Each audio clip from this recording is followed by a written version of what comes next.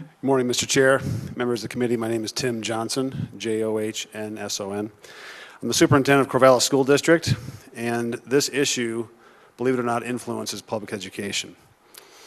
How we define personhood directs how we treat people. The philosophy of this bill and the philosophy that is opposed to this bill is evident and active in public schools. Consistency is paramount in public K-12 education, and personhood must be consistently applied. The inconsistencies are revealed in public education when we deal with bullying, harassment, and the changing definition when it comes to the tolerance of differing ideas. We, public school educators, rely on the consistency that trickles down to these students. It's not a matter of if students learn from our example. It's a matter of what they learn from our example. And the inconsistencies surrounding personhood is something that, as an educator, I'm here to talk more about in depth. In public education, we hold that all children enter our system and are equally valuable, no matter their developmental stage and no matter their ability to do certain things. We don't view a student in a wheelchair or a student with a learning disability as less than a person. A fundamental definition of personhood at conception is a necessary component to this. The utilitarian approach to defining a person at any stage of development erodes this fundamental precept that we take in public education.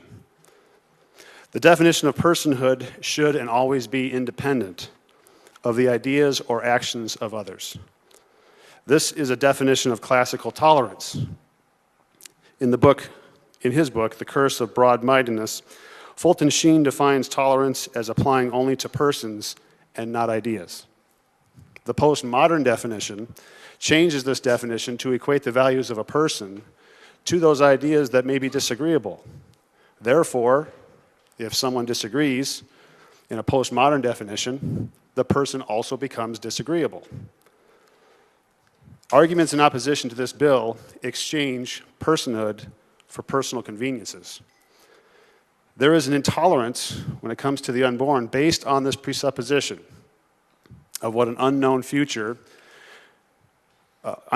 convenience or burden may result as a result of this pregnancy. In public education, this shift in definition related to post-tolerance is evident when we deal with students that struggle. What would it be like if we had a second grader who failed a spelling test? Do we grade them according to the standards of a graduate or the developmental stage of a second grader? This is fundamental to public education. On the playground, when a student exerts their ideas or will onto another, we would call this bullying or harassment because personhood trumps disagreements. The arguments in this hearing and the debates that have been going on for decades are the same arguments and justifications that we hear on the playground and used by kids in the playground. How we define personhood directs how we treat people. It is self-evident that if a pregnancy were to continue, the mother will give birth to a child, and that newborn child will become a toddler, and that toddler will become a preteen, and we struggle with preteens in education, and that teenager becomes an adult. Personhood defines and is the necessary thread for this journey from beginning to end. I was in a parent-teacher conference, and this was tongue-in-cheek by the parent, but she was struggling with her preteen son, and she says with a wink and a smile, "Now I know why some animals eat their children."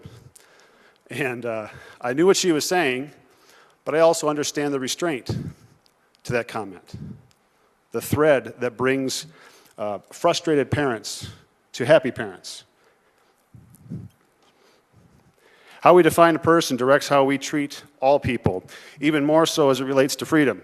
And that's what we do in education, is we equip students for the freedom that they are going to have as an adult. And defining personhood is woven throughout and within the definition of liberty. In education in Montana, in our country, and in public education especially, we vehemently defend and equip students around this freedom. Even when that freedom is inconvenient, even when we disagree and even when it's a burden. It's ironic that in public education, and I taught math, middle school math and science for a long time, and part of that was earth science and astronomy.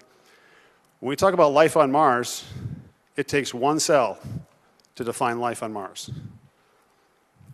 But when we talk about the one cell inside the womb, we question it. And that's an important question that translates back into public education. Life at conception, life as a single cell, is precious and must be protected at all stages, regardless of the circumstances, just as it is an expected part of every life and every part of a public education.